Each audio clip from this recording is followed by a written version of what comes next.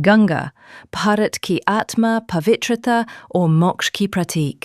यह नदी केवल जल नहीं, बल्कि आध्यात्मिक शक्ति और भक्ति का स्रोत है।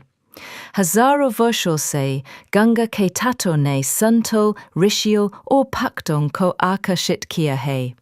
इन्हीं तटों पर एक महान दार्शनिक और संत आदि शंकराचार्य ने गंगा के साथ एक अविस्मरणीय आध्यात्मिक यात्रा शुरू की थी। आदि शंकराचार्य, जिनका जन्म 8वीं शताब्दी में केरल के कलाडी में हुआ था, भारतीय दर्शन के महान प्रणेता थे। मात्र 32 वर्ष की आयु में उन्होंने अद्वैत वेदांत का प्रचार किया और भारत की आध्यात्मिक एकता को मजबूत किया। एक बालक के रूप में शंकराचार्य ने ज्ञान की खोज में घर छोड़ दिया और गुरु गोविंदपद के शिष्य बने। उनकी बुद्धि और भक्ति ने उन्हें एक ऐसे संत के रूप में स्थापित किया। गंगा के किनारे शंकराचार्य का ध्यान करते हुए चित्रण, नदी का प्रवाह और एक अलौकिक प्रकाश के साथ गंगा माता का प्रतीकात्मक दर्शन।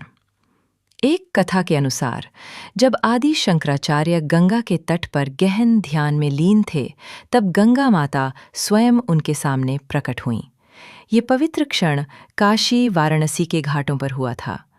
गंगा माता ने शंकराचार्य से कहा, हे शंकर, मेरे जल से सत्य का प्रचार करो, मेरे प्रवाह में ज्ञान और भक्ति का संदेश फैलाओ।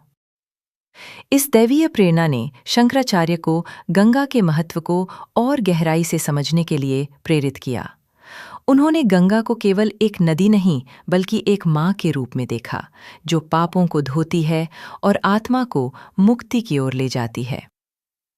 शंकराचार्य का गंगा के किनारे भक्तों इस अनुभव ने शंकराचार्य को प्रेरित किया कि वे गंगा के तटों पर आध्यात्मिक केंद्र स्थापित करें। उन्होंने काशी, बद्रीनाथ और अन्य स्थानों पर मठों की स्थापना की, जो आज भी हिंदू धर्म के प्रमुख तीर्थ स्थल हैं। ये मठ न केवल अध्ययन और ध्यान के केंद्र बने, बल्कि गंगा की पवित्रता और आध्यात्मिकता को संरक्षित करने का माध्यम भी बने।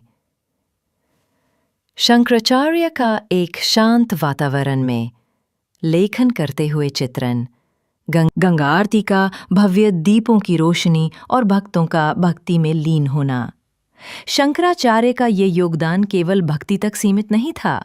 उन्होंने गंगा को भारत की सांस्कृतिक और आध्यात्मिक पहचान का केंद्र बनाया।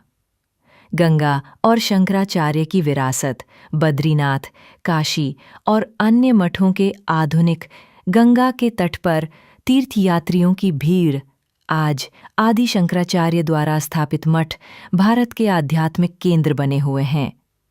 गंगा के तट पर बने ये मठ न केवल धर्म, बल्कि ज्ञान, दर्शन और संस्कृति के संरक्षक हैं।